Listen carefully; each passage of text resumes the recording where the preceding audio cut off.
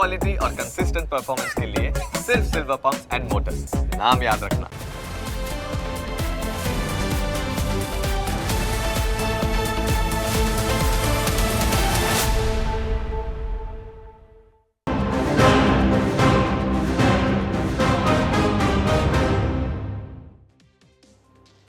તમને વ્યાયામ એટલે કે પીટીનો પિરિયડ તો યાદ હશે। સ્કૂલમાં જ્યારે અભ્યાસ કરતા હતા ત્યારે પીટીના પિરિયડમાં આપણને મોજ પડી જતી હતી, પણ હવે વિદ્યાર્થીઓને પીટીના પિરિયડની મજા મળે છે કે નહીં તેનું કંઈ જ નક્કી નથી, કેમ કે સંખ્યાબંધ શાળાઓમાં વ્યાયામના શિક્ષકો જ નથી।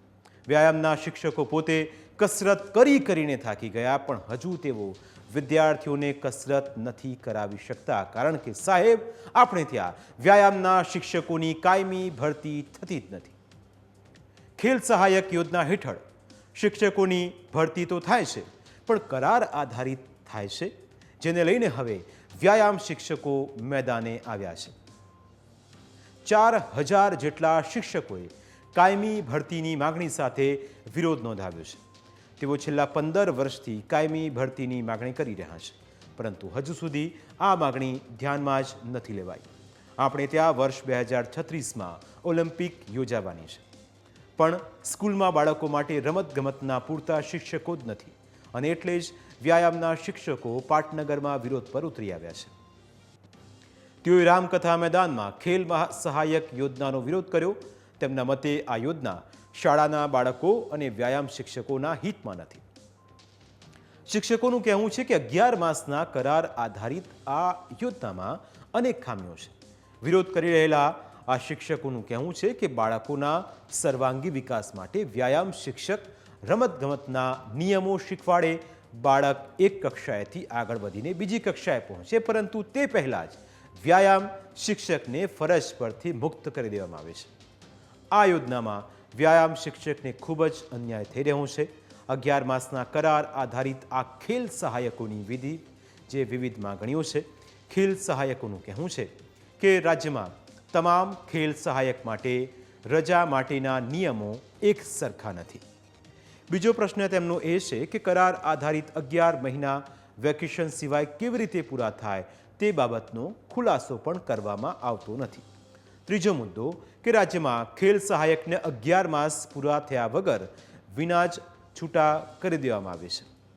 ચોથો પ્રશ્ન એ છે કે કોઈપણ જાતની લેખિત માહિતી કે પરિપત્ર વિના મૌખિક જાણકારી આપીને જ શિક્ષકોને છૂટા કરી દેવાય છે। રાજ્યમાં ખેલ સહાયકને અંગે કોઈ પણ અધિકારી પાસે કોઈ પણ પ્રકારની માહિતી નથી। રાજ્યમાં ફેબ્રુઆરી મહિનાનો અમુક જિલ્લામાં પૂરો પગાર થાય છે અને અમુક જિલ્લામાં પગાર થતો જ નથી। પ્રાથમિક વિભાગમાં ખેલ સહાયકને છૂટા કરવાનો સત્તાવાર પરિપત્ર જ નથી થયો। વિરોધ કરી રહેલા ખેલ સહાયકોનું કહેવું છે કે ફક્ત 8 મહિનાની જ નોકરી છે, 4 મહિના ઘરે બેસી રહેવું પડે છે, જેના કારણે તેઓ માનસિક, શારીરિક અને આર્થિક રીતે ઘણી મુશ્કેલીઓનો સામનો કરી રહ્યા છે। શિક્ષકોની માગણી છે કે વ્યાયામના શિક્ષકોની કરાર આધારિત ભરતી બંધ કરવામાં આવે અને કાયમી ભરતી કરવામાં આવે, કારણ કે છેલ્લા 15 વર્ષથી વ્યાયામના શિક્ષકોની કાયમી ભરતી થઈ જ નથી। શિક્ષકોનું કહેવું છે કે ખાલી જગ્યાઓ કરતાં ખૂબ ઓછી ભરતી કરવામાં આવે છે। ધોરણ 1 થી 8માં તો વ્યાયામના શિક્ષકની ભરતી જ કરવામાં આવતી નથી। શિક્ષકોનું કહેવું છે કે રાજ્ય પરીક્ષા બોર્ડ દ્વારા જે ખેલ અભિરુચિ કસોટી લેવામાં આવી રહી છે તેને માન્ય ગણીને કાયમી ભરતી કરવામાં આવે, જેથી વ્યાયામના શિક્ષકોને ન્યાય મળે। અનેક આવેદનપત્ર અને રજૂઆતો કરવામાં આવી હોવા છતાં સાહેબ વ્યાયામના શિક્ષકો માટે કોઈ જ કસરત થતી નથી, અને જો આ કસરત કરવામાં નહીં આવે તો ભાવિ પેઢી મેદસ્વીતાપણાનો શિકાર બનશે।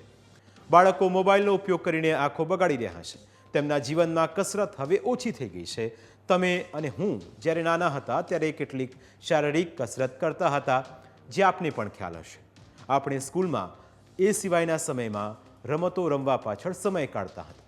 સ્કૂલમાં પણ પીટીના પિરિયડમાં જુદી જુદી રમતો અને કસરતો કરતા હતા, પરંતુ હવે આ બધું જાણે કે ભૂલાઈ રહ્યું છે।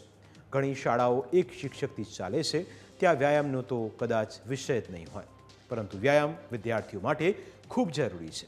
વ્યાયામ શા માટે જરૂરી છે તેની પણ વાત કરી લઈએ તો કદાચ આ વાત ધ્યાનમાં આવે તો ભરતીની શરૂઆત થાય।